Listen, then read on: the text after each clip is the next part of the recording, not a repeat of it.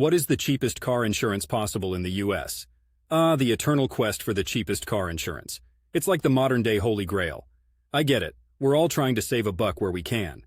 Living here in Portland, Oregon, there are bicyclists galore who've probably forsaken cars and their associated costs altogether. But for the rest of us vehicle-bound souls, insurance is a necessary evil. The crowned kings of budget insurance tend to be the same no matter where you roam in the US.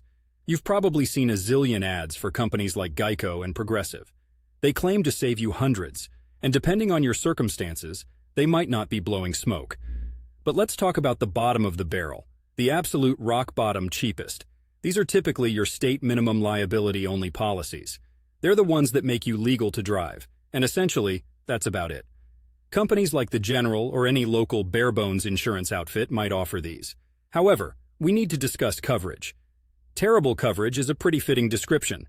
These policies are like wearing a t-shirt in a snowstorm. Sure, you're technically wearing clothes, but they aren't going to do much to help you when things get rough. The cheapest insurance often comes with the highest risk. The deductible, the amount you pay out of pocket before insurance kicks in, can be astronomical. So if you get into a fender bender, you could be digging deep into your pocket. And heaven forbid, if you're at fault in an accident that causes significant damage or worse injuries to others, that state minimum coverage will leave you exposed to potentially ruinous financial liability. Always remember, cheap can be expensive in the long run. If you're driving an old beater that's already living on borrowed time, sure, minimum liability might work for you.